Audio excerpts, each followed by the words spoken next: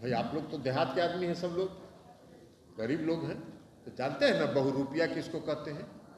बहुरूपिया देखला है ना गांव में। तो रोजगार आप दे नहीं रहे, महंगाई पर आप नियंत्रण नहीं कर पा रहे हैं, इस पर चर्चा तो कीजिएगा नहीं। तो चर्चा कौन सी पर करिएगा कि चीता ले आए। पूरा 3 दिन तक टीवी चल रहा है, चीता आ गया विदेश से, चीता। अरे चीता क्या, इस देश का जनता चीता का फोटो देख के भूख मिटाएगा। बीजेपी के तमाम कार्यकर्ताओं ने आज जदयू का दामन थाम लिया है और इस दौरान जदयू के राष्ट्रीय अध्यक्ष ललन सिंह ने बीजेपी पर, खासकर नरेंद्र मोदी पर निशाना साधा और उन्हें सीधे तौर पर बहुरूपिया बता दिया। और सीधे ललन सिंह ने कहा कि नरेंद्र मोदी को चाय बनाना नहीं आता, वो चाय क्या बेचेंगे।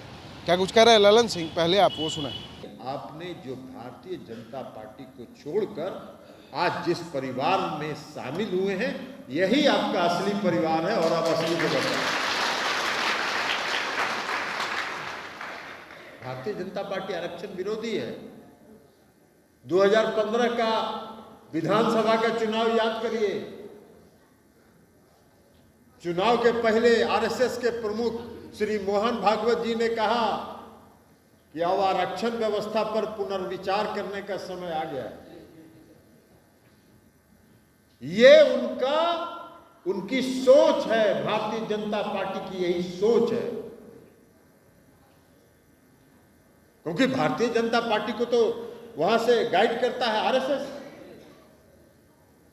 तो ये उनके जो गाइड करने वाले जो कंट्रोल टावर हैं, वहां से ये खबर चला कि अब आरक्षण व्यवस्था पर पुनर्विचार की जरूरत है। पूरे देश में कहीं है क्या अति पिछड़ा वर्ग?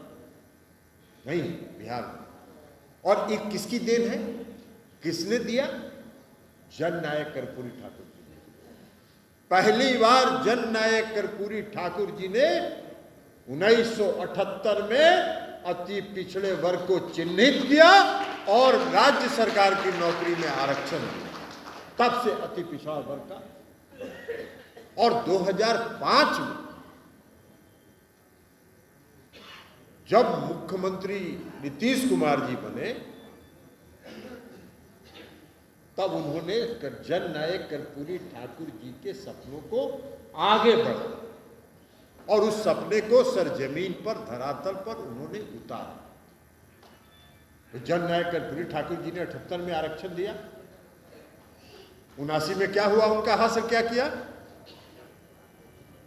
1979 में उनका क्या हासिल हुआ? इस भारतीय जनता पार्टी को, उस समय का जनसंघ था, उस समय भारतीय जनता पार्टी नहीं थी, उस समय जनसंघ था, और यह कहा कि बिजली में अगर दिखने वाला परिवर्तन नहीं हम कर पाए तो हम चुनाव में जनता से, बिहार की जनता से वोट मांगने नहीं जाएंगे। ये साहस है क्या किसी भी मुख्यमंत्री को? कोई भी राजनेता ये साहस करता है कि अगर हम नहीं कर पाए अपने किए गए वादे को तो हम वोट नहीं मांगेंगे? नरेंद्र मोदी जी कभी कहते हैं कि हम जो वादा किए थे देश की जनता को वो हम नहीं किए होंगे तो हम वोट नहीं मांगेंगे? और भाई आप तो कहे थे कि हर गरीब के खाता में 15 लाख 20 लाख पहुंचा देंगे। कहे थे कि नहीं कहे थे? और कहे थे कि नहीं? रामकुमार मंडल जी आप तो घूमते थे ना जी, कहे थे कि नहीं कहे थे? वो कहे थे ना कि हर साल 2 करोड़ लोगों को रोजगार देंगे। तो 10 साल हो गया उनको, 8 साल अभी हुआ है, तो 16 करोड़ लोगों को रोजगार मिलना चाहिए। तो इसका हिसाब उनको जनता को बताना ना चाहिए कि 16 करोड़ हमने रोजगार कहां दिया, नहीं बताया। इसलिए कुछ लेखा जोखा है ये नहीं है, सब बही खाता सब साफ है, खाली है बही खाता। तो क्या बोलेंगे? तो कभी कहेंगे चीता लाए, कभी कहेंगे राम मंदिर बनवाएंगे। टीवी अगर खोलिएगा तो सुबह में कहाँ शिवलिंग निकल गया, कहाँ विष्णु भगवान का मंदिर निकल गया, कहाँ कुछ निकल गया। एगो उनके प्रतिनिधि के रूप में उन्हीं का है, पुरी जी बैठल हैं, ये भी वही काम करते हैं।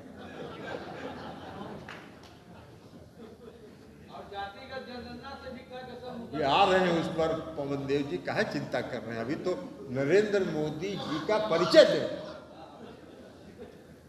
अभी तो नरेंद्र मोदी जी का परिचय दे रहे हैं कि क्या। तो भाई आप लोग तो देहात के आदमी हैं, सब लोग गरीब लोग हैं, तो जानते हैं ना बहुरूपिया किसको कहते हैं। बहुरूपिया देखला है ना गांव में क्या होता है, 12 दिन में 12 रूप धरता है। वही है सरकार चलाता है। वो 5 साल के बाद जब फिर जनता की अदालत में वोट मांगने के लिए जाता है तो बताता है ना कि हमने 5 साल में क्या किया, और देखिए हम ये काम किए, ये काम किए, ये नहीं कर सके, हमको फिर से वोट दीजिए। कभी आज तक सुने हैं कि नरेंद्र मोदी कभी जनता के बीच जाके कहे हो तो हमने कौन कौन काम किया है? नहीं, कोई काम का चर्चा नहीं होगा। देश में महंगाई बढ़ रही है, देश में बेरोजगारी बढ़ रही है, जो रोजगार है उसको भी खत्म किया जा रहा है। नरेंद्र मोदी जी के 10 साल के शासनकाल में जितना रोजगार इस देश से खत्म किया गया है उतना आजादी के बाद से आज तक नहीं खत्म किया गया। तो रोजगार आप दे नहीं रहे, महंगाई पर आप नियंत्रण नहीं कर पा रहे हैं, इस पर चर्चा तो कीजिएगा नहीं। तो चर्चा कौन सी पर करिएगा कि चीता ले आए। पूरा 3 दिन तक टीवी चल रहा है, चीता आ गया विदेश से, चीता। अरे चीता क्या, इस देश का जनता चीता का फोटो देख के भूख मिटाएगा? भाई नीतीश कुमार जी बिहार के मुख्यमंत्री हैं, 17 वर्षों से मुख्यमंत्री हैं, तो हर बार चुनाव में जाते हैं ना जी, और चुनाव में कहते हैं ना कि बिहार की जनता को हमने ये वादा किया और इस वादा को हमने पूरा किया। 2015 में उन्होंने कहा ना कि 7 निश्चय योजना हम लागू करेंगे, और 2020 तक 7.5 योजना को उन्होंने 7 निश्चय की योजना को उन्होंने लागू कर दिया। 2005 में उन्होंने कहा कि हम न्याय के साथ विकास करेंगे, तो न्याय के साथ विकास उन्होंने करके दिखाया। पटना के गांधी मैदान में उन्होंने कहा, बिहार में बिजली की स्थिति बहुत खराब थी उस पटना के गांधी मैदान की आम सभा में उन्होंने कहा। तो इसलिए साथियों हम आपको कहेंगे, अब जब इनका नकाब उतर गया है तो हम लोग का क्या फर्ज है? हम लोग का फर्ज है कि अति पिछड़े वर्ग के एक एक घर में हम लोग पहुंचे, एक एक दरवाजे तक हम लोग पहुंचे और बताएं ये चाय बेचने वाला ढोंगी है, ये चाय नहीं बेचता है, चाय बनाने तो आता ही नहीं है, तो चाय बेचेगा कहां से? चाय बनाने आता है हमको। तो इसलिए ये ढोंगी को अब एक्सपोज करने की जरूरत है। अधिकार तो नीतीश कुमार, आप तो सरकार बनाए हुए हैं, अभी केंद्र की सरकार है ना। केंद्र की सरकार में कितना मंत्री है, कितना मंत्री है बिहार से? 6-7 मंत्री। क्या वो अति पिछड़ा को मंत्री बनाया? एक भी नहीं है। और हमारे जनता दल यूनाइटेड के 16 सांसद हैं और 16 में 5 अति पिछड़े वर्ग के लोग। ये है नीतीश कुमार जी की सोच और ये है आपकी सोच, दोनों में आसमान जमीन का अंतर है। तो इसलिए साथियों आज आप इस पार्टी में शामिल हुए, इसलिए आपका हम हृदय से स्वागत करते हैं। क्योंकि अति पिछड़े वर्ग का हितैषी, महादलित वर्ग के हितैषी अगर कोई है तो उस व्यक्ति का नाम नीतीश कुमार है, और बिहार में नहीं बल्कि पूरे देश में अगर कोई सबसे बड़ा हितैषी है तो वह है नीतीश कुमार। और नीतीश कुमार जी के रहते अति पिछड़े वर्ग को जो नीतीश कुमार जी ने सशक्त किया है, महादलित को जो नीतीश कुमार जी ने सशक्त किया है, महादलित वर्ग को जो अधिकार नीतीश कुमार जी ने दिया है, अति पिछड़े वर्ग को जो अधिकार नीतीश कुमार जी ने दिया है, उस अधिकार में उसके सम्मान में और वृद्धि होगी। कोई घटना तब तक नीतीश कुमार है तब तक कोई सवाल नहीं। इसलिए आपको निश्चिंत रहिए, आप अपने हित के बारे में मत सोचिए।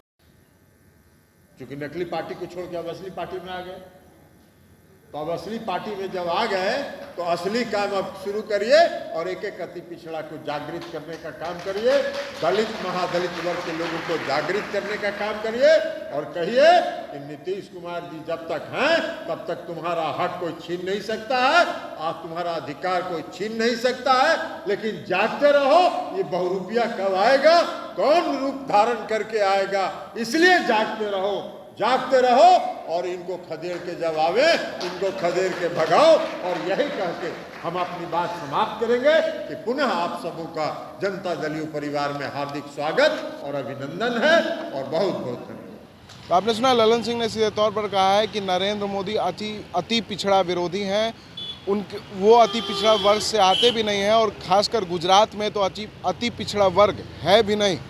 लेकिन नरेंद्र मोदी हमेशा चिल्लाते रहते हैं कि मैं अति पिछड़ा वर्ग का हूँ, वो बहुरूपिया हैं जो कभी भी किसी रूप में जनता के सामने आकर जनता को ठग लेंगे। ऐसे ही तमाम खबरों के लिए बने रहता है जी न्यूज़ के साथ और देखते रहता है जी न्यूज़।